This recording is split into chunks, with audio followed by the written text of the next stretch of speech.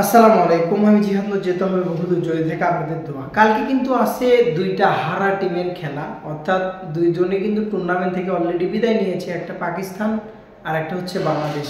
মানে পাকিস্তান বাংলাদেশ ভাই ভাই দুইজনে কালকে বাড়ি চলে যাবে, নো টেনশন। তবে জিতবে কে কার?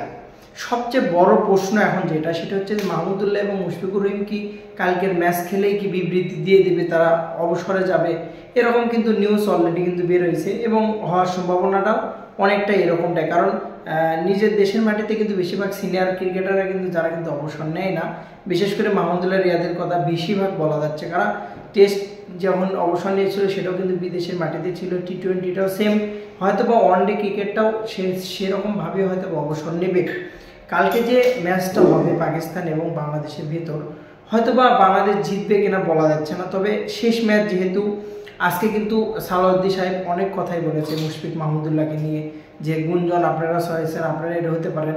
তবে বাংলাদেশ টিমের যে এখন কন্ডিশন ভাই, আসলে যা তা অবস্থা। একটা মানুষ, দেশের মানুষ আশা করে সবসময়ের জন্য যে বাংলাদেশ ভালো খেলুক, বকেন গালি দেন যেটাই করেন না কেন, আপনি পেন কিলার খেয়ে খেলেন, আর আপনি আয়না বাবাই হন, আর আপনি লর্ড অ্যাসোসিয়েশনের সভাপতি শান্তই হন, যে হন না কেন, দিন শেষে পারফরমেন্স করলে কিন্তু বাংলাদেশের মানুষ আপনাদেরকেই ভালোবাসে, আপনাদেরকেই গালি দেয়, আপনাদেরকে বুকে টেনে নেয়, এটাই স্বাভাবিক। লিটন নাই, লিটনকে কিন্তু মিস করা শুরু করছে বাংলাদেশের মানুষ। সবচেয়ে বড় প্রশ্ন যেটা আজকে আমি আপনাদের বলছি, এই মুহূর্তে বলছি, কালকে মুশফিকুর রহিম বা মাহমুদুল্লাহ রিয়াদ যে কেউ একজন অনেক ভালো পারফরমেন্স করবে, বড় একটা স্কোর করবে। চ্যালেঞ্জ করলাম আপনাকে, কালকে ব্যাট হাতে কিন্তু জবাব দেবে মাহমুদুল্লাহ রিয়াদ এবং মুশফিকুর রহিম। আমি আপনাকে আজকের এই ভিডিওতে বললাম, কালকে পারফরমেন্স দেখে তারপরে আমাকে বলবেন যে না ভাই কথা ঠিক আছে। চাপের মুহূর্তে হয়তোবা অনেকদিন টি-20 খেলার কারণে সেখান থেকে কামব্যাক করে হঠাৎ করে ওয়ানডে ম্যাচটা তারা সেটেলমেন্ট দিতে পারছে না ওই রকমভাবে, যার জন্য কিন্তু পারফরমেন্সটা ওইভাবে হচ্ছে না। আর লাখটাও অনেক কিছু শ্যুট করে, যেটাও কিন্তু বাংলাদেশের পক্ষে শ্যুট করছে না। আপনি পাকিস্তানের কথা একবার চিন্তা করে দেখেন, সে তারা হচ্ছে আয়োজক, তাদের কি ঘাটতি আছে? নিজের দেশ, নিজের মাটি, নিজের দর্শক, নিজের বোলিং ইউনিট, দুর্দান্ত বোলিং রাইট, যাকে বিশ্বের মধ্যে অন্য অন্য দেশগুলোর চাইতে 1 নম্বরে ধরা হয় পাকিস্তানকে, বা 2 নম্বর 4 নম্বর যেটা র্যাঙ্কে যতগুলো বোলিং আছে সারা বিশ্বে, সিরিয়ালের মধ্যে পাকিস্তানকে কিন্তু ধরা হয়। তারাও কিন্তু ধরাশয়ী হয়েছে, তারাও ইন্ডিয়ার সাথে 241 করেছে, বা অন্য অন্য টিমের সাথে কিন্তু হেরে গেছে।